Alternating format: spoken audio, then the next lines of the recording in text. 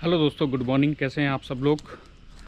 Hope सभी अच्छे होंगे। और चलो आज एक बहुत ही ज़रूरी टॉपिक पे आप लोगों के साथ डिस्कशन करता हूं, क्योंकि मुझे मेरे यूट्यूब चैनल पे बहुत जगह से ऐसे मैसेज आ रहे हैं कि, और ये पेरेंट्स की क्वेरी भी रहती है कि जब बीटेक में एडमिशन लेना है, मान लो किसी संस्थान में, तो कितना इनिशियली कितना खर्चा आएगा। और जायज़ भी है, क्योंकि उसी ढंग से प्रिपेयर होकर लोग एडमिशन के लिए पहुंचते हैं और अपना जो फाइनेंस है वो भी बजट बना के रखते हैं। तो इसके लिए हम चर्चा करेंगे और पूरा डिटेल में मैं आपको बताऊंगा इसके बारे में। जो चैनल पे नए हैं उनसे मेरा रिक्वेस्ट रहेगा कि चैनल को यार सबसे पहले सब्सक्राइब ज़रूर करना है आप सभी लोगों ने। और फिर अगर कोई क्वेश्चन होगा और आपकी कोई क्वेरी रहती है तो आप ज़रूर उसको कमेंट करना, और कमेंट के माध्यम से मैं आपको वापस रिप्लाई करूँगा। तो सबसे पहले बीटेक के लिए कि जब आप एडमिशन लोगे, मान लो आपने जेई एग्ज़ाम क्वालिफाई किया है, जेई मेन क्वालिफाई किया है, अब रजिस्ट्रेशन मान लो शुरू होता है, तो उस वक्त आपको कैसे करना है, क्या प्रोसेस रहेगा at the time of registration और एट द टाइम ऑफ जब आप एडमिशन के लिए सीट अलॉटमेंट के समय आप सोचोगे कि कितना कितना पैसा लगता है। तो ध्यान से वीडियो को आपने देखना है और पूरी वीडियो देखनी है। ये पूरी वीडियो आपके लिए बहुत ही इम्पोर्टेंट होने वाली है। जिनके बच्चे एनआईटीज़ में एडमिशन लेना चाहते हैं, या एनआईटी हमीरपुर के लिए तो लगभग पर्टिकुलर ये वीडियो रहेगी कि जो यहाँ पे एडमिशन लेना चाहते हैं। तो जब आप बीटेक एडमिशन के समय, बीटेक एडमिशन 2026 जब भी अभी होगा, तो अभी क्या होता है कि जो सीट अलॉटमेंट के टाइम में 2 चरणों में फ़ीस जमा होती है, 2 बार फ़ीस जमा होती है। यदि आपने 2 बार फ़ीस जमा नहीं की है तो आप समझ लेना कि कहीं ना कहीं आपसे गलती हुई है और आपकी जो सीट है वो छूट सकती है। तो सीट सबसे पहले होता है सीट एक्सेप्टेंस फ़ीस, जो कि सीट को पक्का करने के लिए अलॉटमेंट के तुरंत बाद फ़ीस उसकी भरनी पड़ती है ना।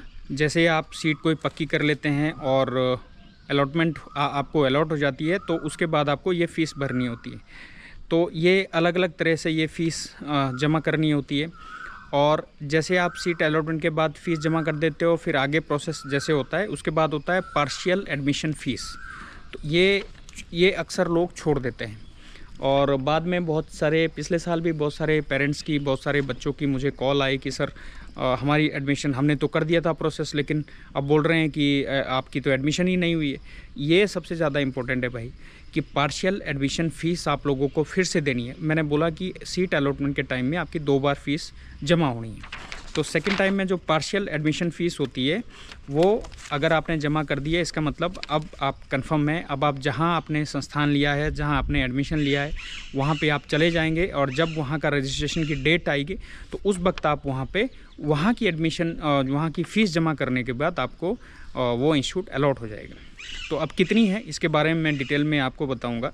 तो देखिए, सबसे इम्पोर्टेंट बात है कि हर पेरेंट्स का ये है कि कितना पैसा हमें बीटेक एडमिशन के समय में आपको लगने वाला है। तो उसके बारे में जैसे सबसे पहले हम पार्शियल जो फ़ीस की बात अगर करें, जो आप at the time of registration है और सीट एक्सेप्टेंस फ़ीस है, तो जो बच्चे जनरल या ओबीसी कैंडिडेट है उनको सबसे पहला स्टेप मैं बोल रहा हूँ सीट एक्सेप्टेंस फ़ीस। तो वो जनरल और ओबीसी के लिए लगभग 35,000 है, 35,000 है। और जो इसके बाद एससी एसटी और पीडब्ल्यूडी है उनको 15,000 रुपये ये फ़ीस देनी है। तो 15 से 20,000 के बीच में हो सकती है, लगभग 15,000 ही होगी। तो ये फ़ीस आपको देनी है। इसके बाद जैसे आप ये फ़ीस दे देते हो और आती है बारी second time partial admission fees की, तो पार्शियल एडमिशन फ़ीस में आपको फिर से जो जनरल और ओबीसी है उसको 16,000 देना है, मतलब 16,000 रुपये और देना है। और एससी एसटी को आपको 12,000 रुपये ये पार्शियल एडमिशन फ़ीस देनी है। अब आप ऐसे देखिए कि आपने जो टोटल पैसा है वो लगभग जो है कितना जमा कर दिया है। तो अगर हम जनरल कैंडिडेट की बात करें तो 35,000 आपने ये दे दिया और 16,000 ये जोड़ लो आप। तो जितना अमाउंट बनता है ये आपने अभी जब आप एडमिशन के टाइम में ये आपने पहले ही एडवांस जमा कर दिए हैं जोसा में। और इसी तरह से जो SC/ST है उन्होंने 15,000 पहले दिए और 12,000 फिर दिए, तो 27,000 के आसपास टोटल अमाउंट इनका बनता है जो आपने जमा किया है। मेरी बात को आप समझ रहे होंगे। अब आइए, जब आप किसी संस्थान ने जहां आपने एडमिशन लिया है वहां पे वो डेट फाइनल हो जाती है कि आपने वहां पे एडमिशन लेनी है किसी भी संस्थान में, तब उस वक्त जो है, एक मिनट, हाँ, उस वक्त जो है आप कितनी फ़ीस देंगे। देखिए, जो जनरल और OBC कैंडिडेट है उनको, जनरल और OBC कैंडिडेट को जो फर्स्ट सेमेस्टर में जो फ़ीस देनी है वो फिर से 96,600 रुपीज़ देनी है, 96,600 रुपये देनी है रजिस्ट्रेशन के टाइम में, है ना। SC/ST PWD को देनी है 33,600 रुपये। और इनकम जिनकी 1 लाख रुपए से कम है, ऐसे स्टूडेंट जिनकी इनकम, जनरल कैटेगरी के स्टूडेंट हो सकते हैं जिनकी इनकम 1 लाख रुपए से कम है, उनको भी 33,600 रुपये ही देने हैं। और जो इनकी इनकम 1 लाख रुपए से 5 लाख रुपए तक है उनको 54,433 rupees at the time of registration देने हैं। और ये सारा कुछ प्रोसेस होने के बाद भैया आपका रहता है हॉस्टल। यदि आप हॉस्टल लेना चाहते हैं तो बॉयज़ है, गर्ल्स है, ये सब के लिए मैं बात कर रहा हूँ, बॉयज़ गर्ल्स दोनों के लिए, बीटेक और BArc एडमिशन के टाइम में। तो जो आपकी हॉस्टल फ़ीस है वो है 40,000 रुपये। तो 40,000 रुपये आपको ये फ़ीस देनी होती है हॉस्टल की। तो लगभग आप ये मान के चलो कि अगर हम टोटल बात करें कि आपने कितना दिया, तो देखिए सबसे पहले आपने 96,000, मतलब जनरल और OBC की बात करते हैं, 96,600 रुपये आपने दिया रजिस्ट्रेशन के टाइम, और 40,000 रुपये दे दिया आपने हॉस्टल के लिए। तो ये हो गया 1,36,600 रुपये। अब आपने पहले वो जो सीट एक्सेप्टेंस फ़ीस दी थी वो दी थी आपने 35,000।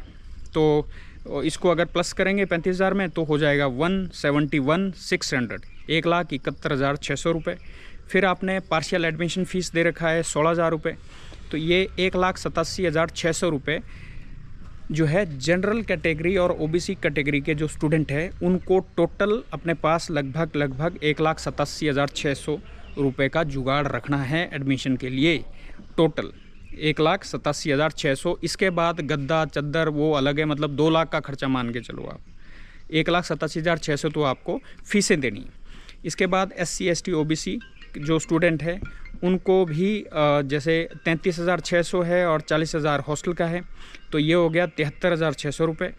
अब 15,000 रुपये सीट एक्सेप्टेंस फ़ीस जो आपने दी थी, प्लस आपने उसके बाद जो है 12,000 रुपये पार्शियल फ़ीस दी थी। तो ये टोटल मिला के आपका हो जाता है 1,06,000 रुपये। 1,06,000 रुपये हो गया आपका। तो ये अमाउंट आपको इतना रखना है। उसके बाद जब आप हॉस्टल लेते हैं तो हॉस्टल में सिर्फ आपको ट्रिपल शेयरिंग और 4 शेयरिंग जो है स्टूडेंट का रूम मिलता है, जिसमें आपको बेड, टेबल, चेयर मिलेगी। गद्दा आपको अपना लाना है, चादर आपको अपनी लानी है, और तकिया आपको अपना लाना है, कंबल आपको अपना लाना है, बाल्टी, जग, मग, सारी चीज़ें अपनी लानी है। तो ये सारी चीज़ें हैं। जो इसके बाद जो है फैमिली इनकम जिनकी 1 लाख रुपए से कम है उसको भी 1,06,000 रुपये का जुगाड़ करके रखना है। पूरे प्रोसेस में आपको इतना पैसे लगने वाला है। इसके अलावा रहना सहना जो आप जैसे गद्दा चद्दर वो सारी चीज़ें आप अपनी लाओगे। और फैमिली इनकम जिनकी 1 लाख रुपए से 5 लाख तक है उनको थोड़ा सा जो है अमाउंट ये बढ़ जाता है, लगभग 1,20 के आसपास, 1,20 या 30 के आसपास ये अमाउंट हो जाता है। तो टोटल अमाउंट भाई मैंने आप लोगों को बता दिया है कि लगभग आपका कितना खर्चा आने वाला है at the time of admission. ठीक है। SC/ST PWD हैंडीकैप जो पेरेंट्स हैं जिनके स्टूडेंट, उनको भी मैंने बता दिया है कि लगभग 1,06,000 रुपये के आसपास की फ़ीसें दिनदारी आपको देनी पड़ेगी। ये जिसमें हॉस्टल का भी आपका इंक्लूड हो गया है। तो बाकी अगर कोई जानकारी है, सबसे पहले तो चैनल को सब्सक्राइब करना है, लाइक करना है, शेयर करना है। तभी आगे क्या होगा कि अगर मान लो फिर भी मैं वीडियो डालता हूँ तो सीधी आपके पास पहुँच जाएगी और आपकी कोई क्वेरी है तो वो भी आपको मिल जाएगी। अनिल सिरमौर आपने सर्च करना है और सब्सक्राइब ज़रूर करना है। Thank you so much. Comment करना अगर कोई आपका इशू रहता है, मैं आपको उसका रिप्लाई करने की कोशिश करूँगा। Thank you so much.